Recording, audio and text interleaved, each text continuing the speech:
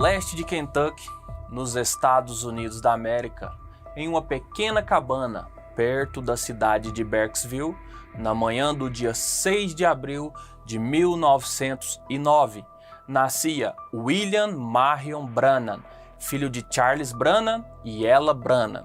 Este evento foi marcado por um fato sobrenatural. Uma luz entrou no quarto e pairou sobre ele. Sua família, que não era religiosa, ficou por entender o que seria. Tratava-se da coluna de fogo que o seguiria por todos os dias da sua vida. Com a idade de 7 anos, eles mudaram de Kentucky para a Indiana. Havia um poço de água destinado ao público em um lugar campestre. Numa bela tarde de setembro, Billy, como era carinhosamente chamado, trazia do poço um pouco de água.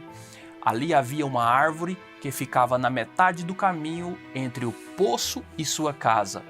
Algo lhe chamou a atenção.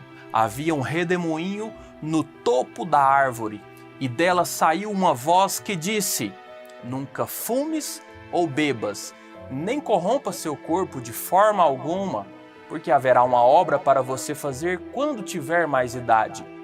Assustado, correu para casa e disse para sua mãe que um homem havia falado com ele de uma árvore. Sua mãe pensou que ele estava nervoso e o colocou na cama. Desde então, aquela voz o acompanhava.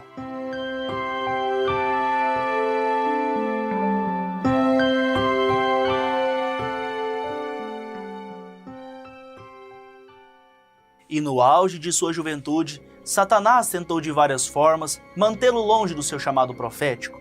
Mas, sempre que o irmão Branham tentava fazer algo que não convinha a um cristão, aquela voz o repreendia. Com 15 anos de idade, o irmão Branham começou a namorar uma garota que não era cristã. Ela, por várias vezes, insistiu que ele fumasse um cigarro, chegando até mesmo o chamar de marica. Aquilo mexeu com seu orgulho. Determinado, pegou o cigarro e, quando levou à boca, ouviu um.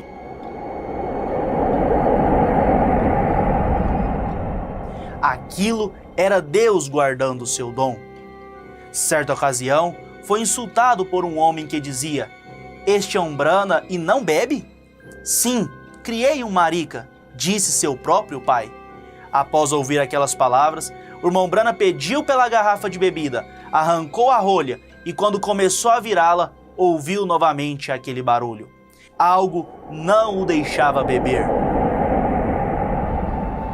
Pouco tempo depois de ser ordenado a ministro, enquanto batizava à margem do rio Ohio, em Jeffersonville, Indiana, no dia 11 de junho de 1933, diante de uma multidão, quando batizava a 17ª pessoa, do céu desceu uma luz na forma de uma bola de fogo que lhe disse: "Assim como João Batista foi enviado para ser o precursor da primeira vinda de Cristo, a tua mensagem precursará a sua segunda vinda."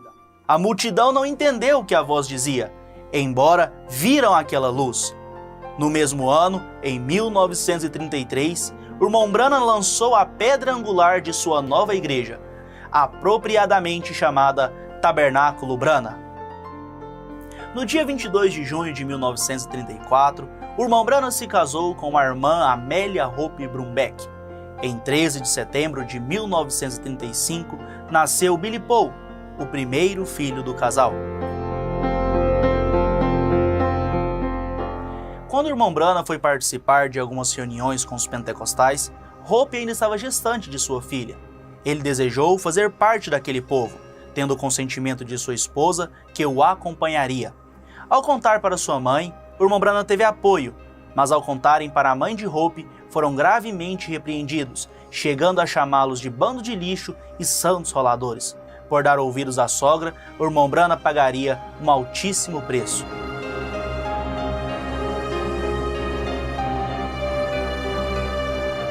Algum tempo depois, no dia 27 de outubro de 1936, nasceu Sharon Rose.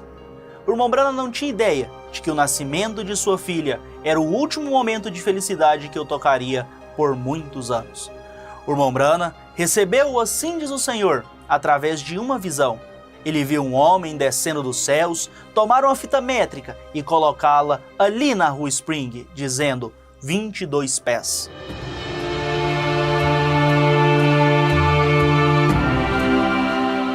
Em janeiro de 1937, as águas do rio Ohio subiram rapidamente devido ao derretimento da neve e às chuvas contínuas. A combinação desses fatores levou a uma enchente que afetou mais de 1 milhão de pessoas e foi considerada uma das maiores e mais devastadoras enchentes registradas na história dos Estados Unidos.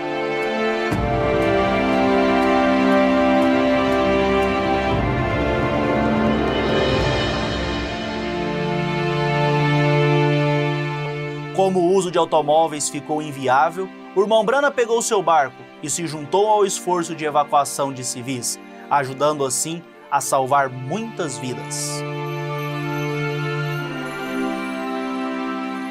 O tabernáculo Branham ficou completamente submerso pelas águas da enchente por 2 anos. À medida que as águas subiam, as cadeiras e o púlpito da igreja flutuavam até o teto. E quando as águas baixaram, as cadeiras retornaram perfeitamente aos seus lugares. A Bíblia do irmão Branham, que estava sobre o púlpito, permaneceu intacta, sem nem mesmo manchar suas páginas. Ela estava aberta no Evangelho de Mateus, capítulo 24, versículo 35, onde está escrito: "O céu e a terra passarão, mas as minhas palavras não hão de passar." Na mesma época, a irmã Hope Brumbeck, esposa do profeta, passou cerca de 5 meses internada em um hospital em Jeffersonville, em tratamento para tuberculose. Em um dia específico, o irmão Branham, que estava em seu trabalho, e foi avisado pelo rádio que deveria ir ao hospital imediatamente, pois sua esposa estava morrendo, e encontrou a irmã Hope deitada na cama com um lençol cobrindo seu rosto. O irmão Branham colocou a mão em sua testa, sentindo-a fria e suada. Em voz alta, o profeta orou, e antes de terminar a oração, Hope abriu seus olhos, falando baixinho: "Bill, você tem falado sobre isto, você tem pregado sobre isto, mas você não tem ideia de quão formoso é. Eu estava indo para o lar." Após a conversa, Hope sorriu pela última vez, apertou a mão de Bill e fechou seus olhos. A irmã Hope faleceu no dia 21 de julho de 1937 e foi sepultada no sábado, dia 24. Na segunda-feira, dia 26, a pequena bebê Sharon Rose, de apenas 9 meses, veio a falecer de meningite tuberculosa que havia pego de sua mãe. Bill manteve sua promessa: enterrar Sharon Rose nos braços de sua mãe. Diante do profundo desespero, o irmão Branham tentou tirar sua própria vida por 2 vezes. Na primeira vez, pensou em segurar um cabo de energia de 2.300 volts, mas ao recobrar a consciência encontrou-se deitado no chão. Na segunda vez, tentou disparar uma arma em sua cabeça, apertando o gatilho enquanto recitava em voz alta a oração do Pai Nosso. No entanto, por mais forte que apertasse, a arma não disparava. Desistindo, jogou a arma no chão e instantaneamente ocorreu o disparo. Era Deus, novamente, guardando o seu dom. Desiludido, o irmão Branham suplicou a Deus para o deixar morrer. E após muito chorar, adormeceu e sonhou. O sonho foi tão claro e vívido como se ele realmente estivesse lá. Naquele sonho, viu sua filha Sharon com aproximadamente 20 anos de idade e uma cadeira da marca Morris, idêntica à que ele havia perdido para a companhia financeira. Hope pediu para que ele não se preocupasse, pois elas estavam em um lugar muito melhor. O irmão Branham Acordou de joelhos na escuridão da cozinha, o braço de Hope ainda estava sobre seu ombro, dando-lhe batidinhas nas costas. Ela pediu ao irmão Branham que não se preocupasse. Ele respondeu: Hope, eu prometo. Em seguida, ele se levantou, acendeu a luz, procurou por Hope, mas ela havia desaparecido. Desde então, o irmão Branham sentiu-se confortado e cada dia mais forte para continuar pregando o Evangelho. Estando em uma casa flutuante no rio, o profeta despertou. Ouviu-se então uma voz: Vá, tome Medabrói e case-se com ela neste próximo outubro do dia 23. O irmão Branham fez exatamente como Deus ordenou.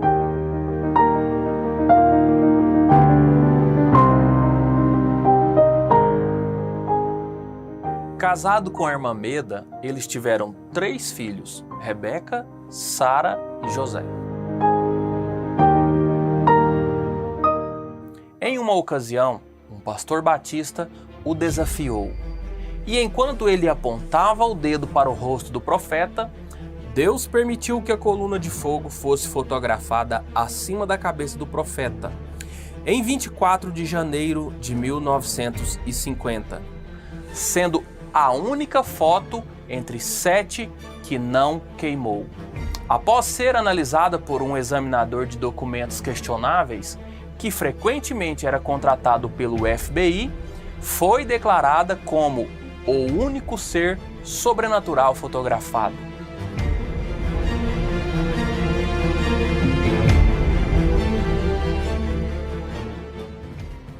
O irmão Branham teve um ministério mundial. Ele orou por reis e monarcas, conforme o anjo lhe disse que seria.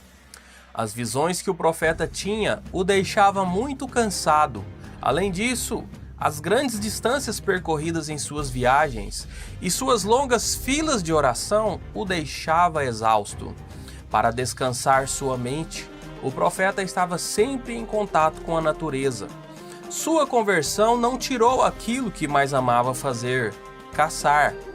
O irmão Branham tinha em sua casa um museu com alguns animais que ele mesmo pegou, alguns através da palavra falada. O profeta viveu grande parte da sua vida em Jeffersonville, nesta casa, mas a mandado do anjo do Senhor, o irmão Branham se mudou para Tucson em 4 de janeiro de 1963, morando nesta casa onde viveu até os últimos dias de sua vida. Foi então quando o irmão Branham desejou passar as festas do fim de ano de 1965 em Jeffersonville. Porém, seria nesta viagem que Deus permitiria o acidente que tiraria sua vida.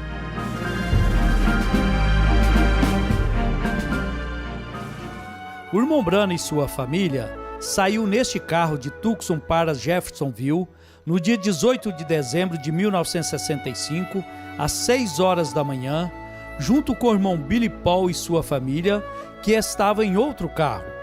A distância de Tucson a Jeffersonville é de 2.721 quilômetros, a aproximadamente 25 horas de carro.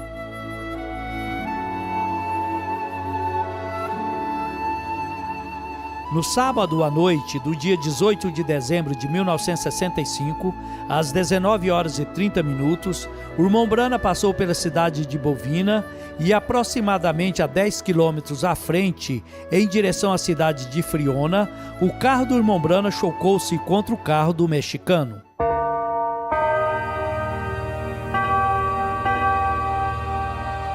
Nós estamos dentro da cidade de Bovina, no Texas. A cidade Bovina, ela tem um significado para nós, porque nos relatos sobre o acidente do irmão Branham, foi entre Bovina e Friona. Nós estamos aqui dentro de Bovina e agora nós vamos retornar, seguir para Friona, e nós vamos localizar pelos dados entre essa cidade Bovina e Friona aonde aconteceu o acidente do irmão Brana. Nós estamos atravessando exatamente aonde aconteceu o acidente com o irmão Brana aqui desse lado, da West 60, onde no dia 18 de dezembro de 1965,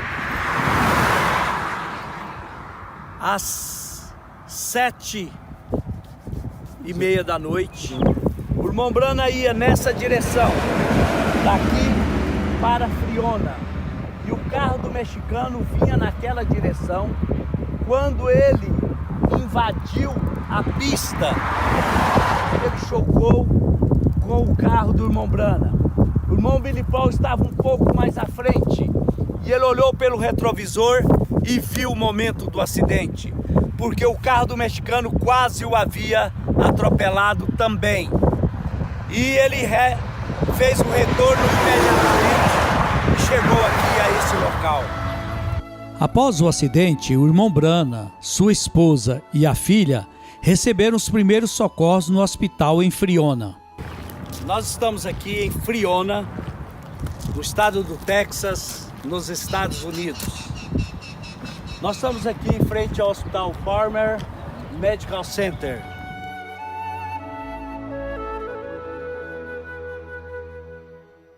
Mas foi aqui nesse pátio onde estão os carros que existiu o antigo hospital, aonde o irmão Brana foi atendido juntamente com a irmã Meda e a Sara no dia 18 de dezembro de 1965.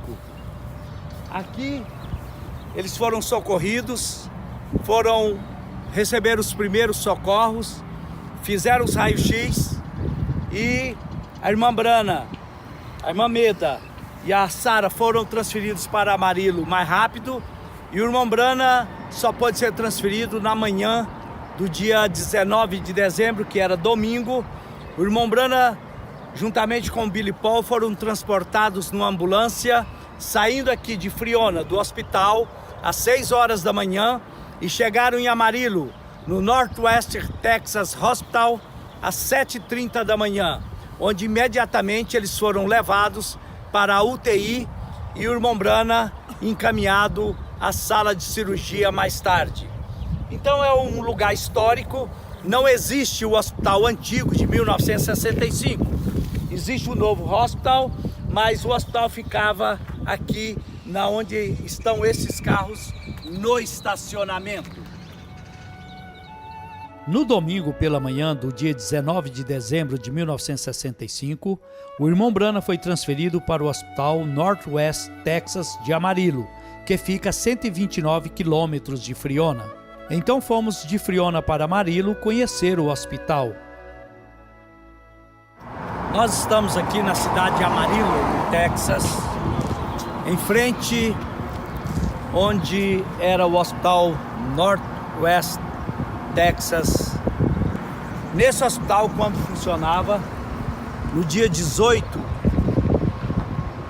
de dezembro de 1965, após o acidente de carro, a irmã Brana, a irmã Meda e a irmã Sara foram transferidos para cá naquela noite.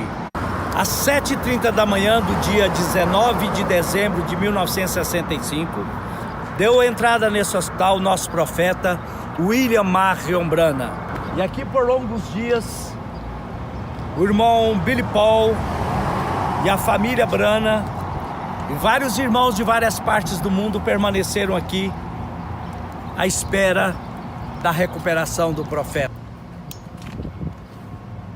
Aqui as atenções do mundo daquele dia, dos irmãos da mensagem, se voltaram para cá. Eles tiveram uma atenção muito especial com a família Brana. Colocaram naquele dia uma linha telefônica à disposição da família Brana, porque o mundo inteiro estava ligando, os irmãos do mundo inteiro ligavam para cá para saber as notícias e na expectativa de que o profeta realmente estava bem, ou que para saber se era verdade. Infelizmente era verdade, infelizmente, daqui ele não saiu com vida. No dia 24 de dezembro de 1965, às 5h49 da tarde, partia para a glória o profeta William Marion Branham. Depois daqui, o irmão Pierre Green tomou conta do seu corpo, preparou e o levou a Jeffersonville. Após o corpo do irmão Branham chegar a Jeffersonville num avião da TWA, a irmã Meda e a irmã Sara vieram em outro voo no dia 26 de dezembro de 65. O culto fúnebre foi realizado no Tabernáculo Branham no dia 29 de dezembro de 65, e a irmã Meda não pôde assistir pois estava hospitalizada. O corpo do irmão Branham ficou conservado na casa funerária Coates, no centro de Jeffersonville. Como Billy Paul entendeu que somente a irmã Meda poderia decidir sobre o local do sepultamento, eles aguardaram por mais de 100 dias até que ela tomasse a decisão. A irmã Meda ficou internada no Hospital Clark Memorial até o dia 15 de janeiro e Sara até o dia 5 de março de 66. O corpo do irmão Branham finalmente foi sepultado no dia 11 de abril de 1966, no cemitério Western, que fica perto do Tabernáculo Branham. E então, em abril de 1966, eles trouxeram o irmão Branham e o depositaram nessa tumba. Ao seu lado está a irmã Meda Mary Branham, que nasceu no dia 26 de abril de 1919 e morreu no dia 12 de maio de 1981.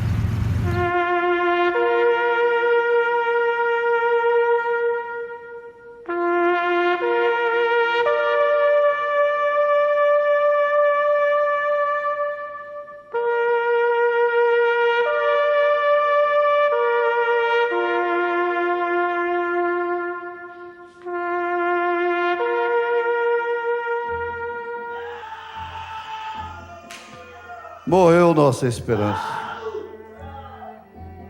Que tristeza. O que está acontecendo? Irmão Branham está morto.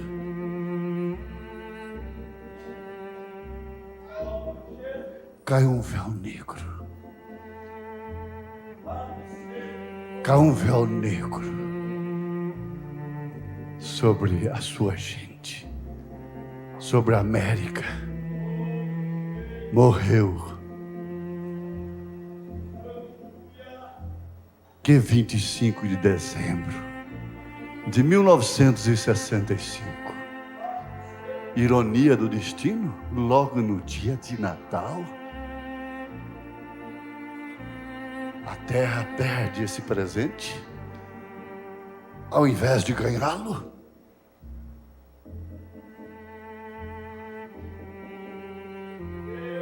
Por que dia 25 de dezembro?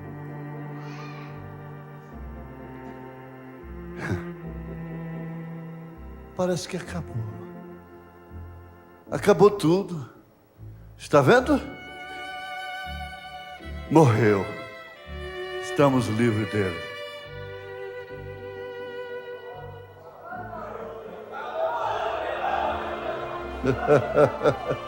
Olha, ele foi sepultado, ele morreu em 65.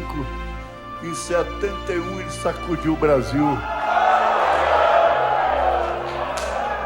Em 71 ele sacudiu o Brasil, morreu em 65. E sua morte não pôs fim ao seu ministério. Não pode nem parar.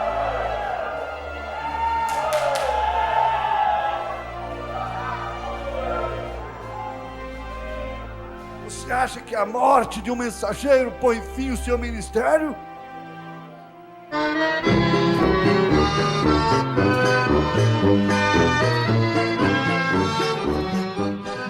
E pela predestinação de Deus, um ministério foi levantado no Brasil para dar continuidade a essa mensagem. Em 1967, quando ainda morava em Brasília, o pastor Joaquim Gonçalves teve um sonho. no qual sobrevoava Goiânia e viu um grande poste espargindo luz em forma de pétalas que se estendiam por toda a nação.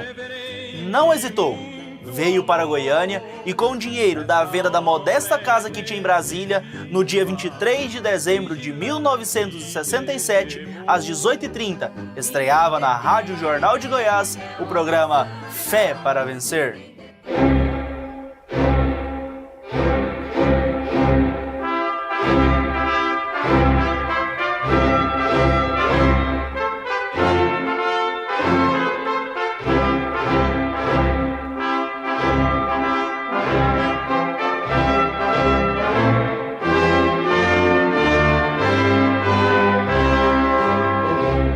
Neste tempo, a mensagem do irmão Brana ainda não havia chegado ao pastor e, sem estar unido a nenhuma igreja, começou a pregar na porta do Mercado Municipal de Goiânia no início de 1968.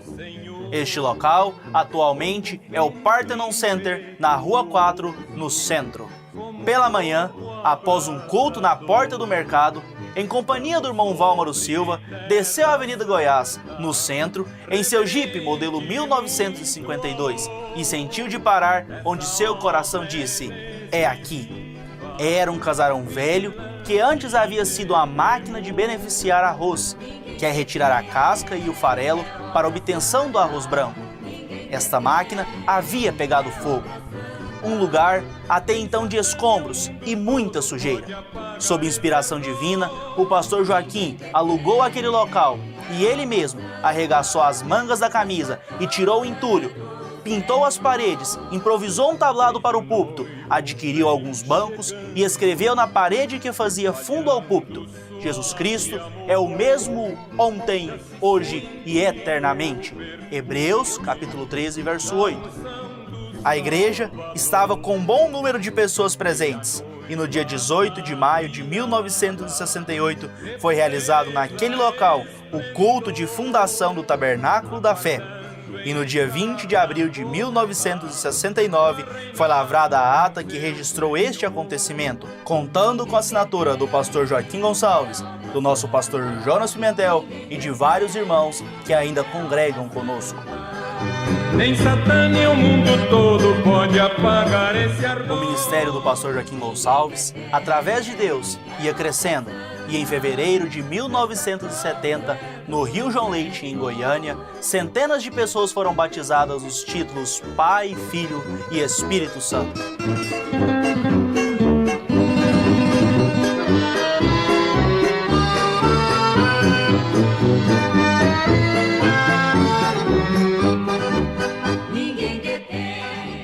Os cultos de domingo tinham início às 9 horas da manhã e eram transmitidos ao vivo pela Rádio Anhanguera de Goiânia. Naquele horário, os jovens já regressavam das feiras, onde difundiam o Evangelho e convidavam pessoas para participarem das reuniões no Tabernáculo da Fé, na Avenida Goiás. Esse abençoado trabalho resultou no alcance de muitas pessoas.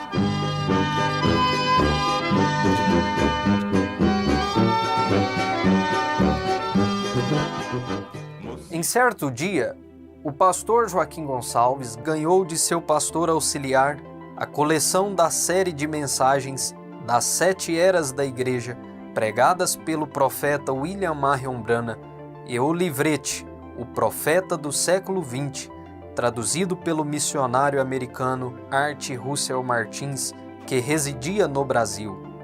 Inicialmente, os guardou dentro de um pequeno móvel de uma velha radiola e posteriormente dentro de um cofre de seu escritório. Ali esses livros permaneceram por vários meses sem serem lidos por ninguém. Contudo, numa manhã de outubro de 1971, após passar uma noite em claro devido a uma decepção ocorrida numa reunião do Conselho de Ministros de Goiânia, para a qual havia sido convidado, o pastor Joaquim Gonçalves foi à Rádio Anhanguera e, ao vivo, pregou uma das mensagens mais poderosas de sua vida, cujo tema era "Sai dela, povo meu". Ao chegar em seu escritório, disse à sua secretária, irmã Martemes Cravo da Silva: Deus me mandou ler aqueles livros que estão guardados no cofre. Então, pegando aqueles livretes, o pastor Joaquim Gonçalves se isolou em um modesto estúdio de gravações que havia montado. Ao ler a apresentação do livrete, o profeta do século XX exclamou: "É isto que eu estava buscando."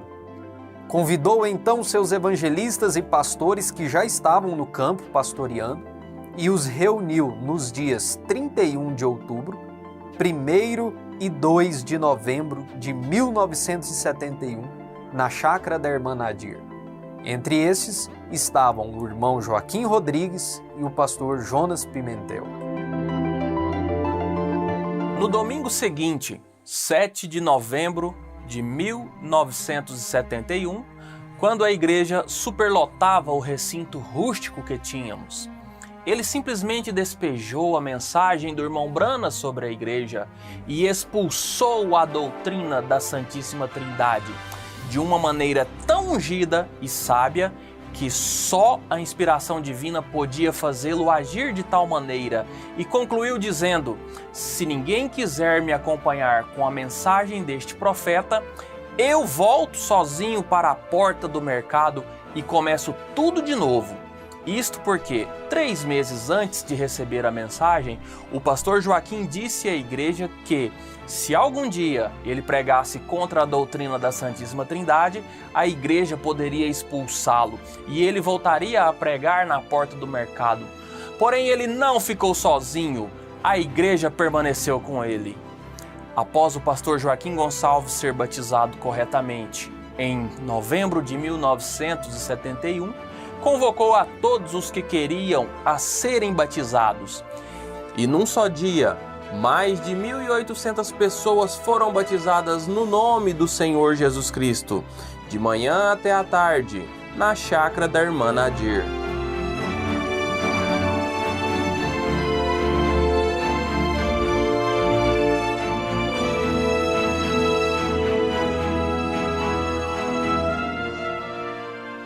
Em dezembro de 1971, ele colocou o programa Fé para Vencer na Rádio Universo de Curitiba, que até então era uma emissora de alcance nacional que conseguia atrair a atenção dos evangélicos. O programa levou a mensagem do profeta William Marion Branham para todo o Brasil, e de todas as partes do país as pessoas escreviam querendo esclarecimentos e eram respondidos com livretes das mensagens do irmão Branham. E muitas pessoas, ao serem reveladas, através da mensagem ouvida, escreviam manifestando o desejo de serem batizadas no nome do Senhor Jesus Cristo. Para atender este clamor, em fevereiro de 1972, o então evangelista irmão Joaquim Rodrigues, juntamente com 2 diáconos, foram os primeiros a serem enviados para batizar aqueles que pediram seus batismos. Posteriormente, outros pastores e evangelistas foram enviados para todo o Brasil. O velho tabernáculo da Avenida Goiás não possuía lugares suficientes para acomodar toda a multidão. Foi então quando Deus proveu um terreno onde foi construída a sede própria do Tabernáculo da Fé, na Rua Senador Jaime, número 1337, na Vila Bajá, que foi inaugurado em 1977. Era uma construção simples, sem aparência, mas um lugar abençoado, onde muitos milagres aconteceram. E mesmo passando por reformas, a igreja não era suficiente para comportar a multidão.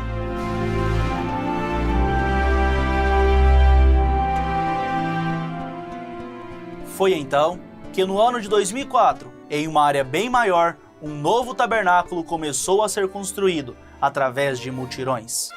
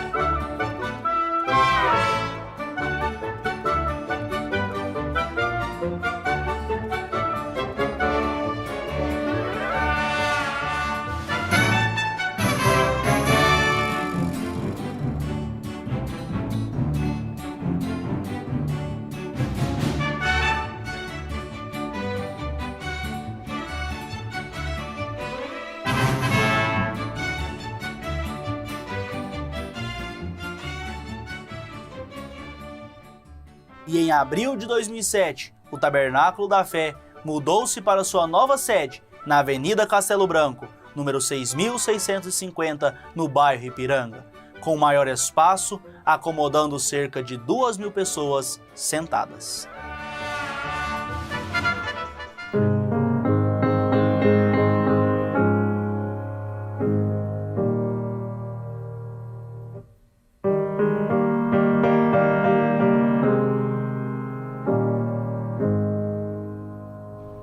Grandes foram os levantes de Satanás contra este ministério, mas em todas as situações, Deus sempre se fez presente. Temos visto Filipenses, capítulo 1, versículo 6, se cumprir dia após dia neste ministério. Aquele que em vós começou a boa obra, a aperfeiçoará até o dia de Jesus Cristo. Este mesmo Deus cuidou e cuida de tudo para não deixar que essa história venha a se findar. Em 2 de agosto de 2021, com grande pesar, Deus recolheu nosso amado pastor Joaquim Gonçalves. Mas sua morte não pôs fim ao seu ministério. Deixou para nós mais de 2.000 programas de rádio, milhares de mensagens pregadas e muitos ensinamentos que nos acompanharão por toda a vida.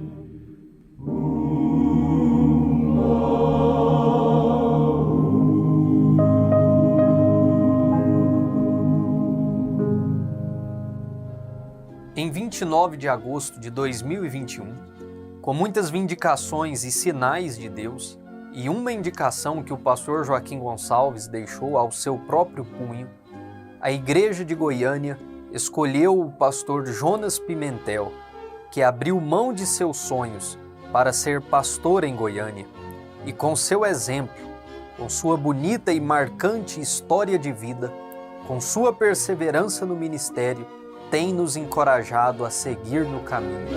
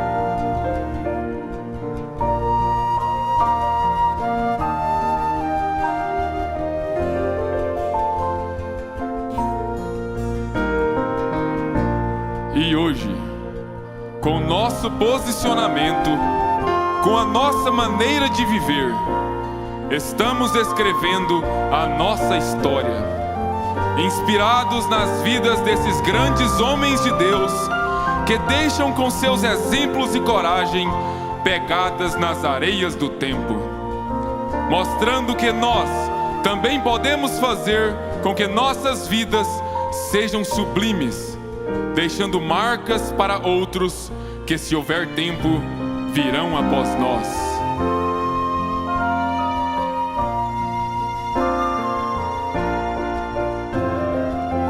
Os nossos irmãos da igreja primitiva iniciaram esta história, dando até mesmo as suas vidas por amor a esta palavra. Agora nós estamos escrevendo os capítulos finais.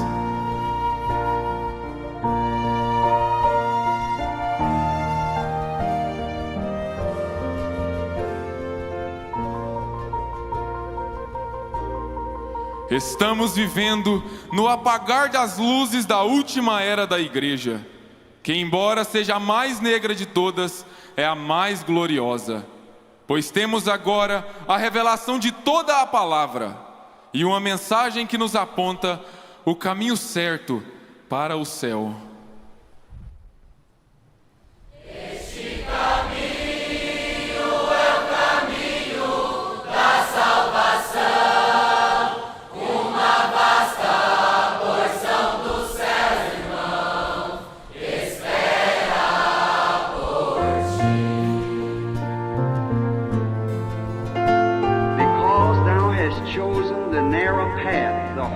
way.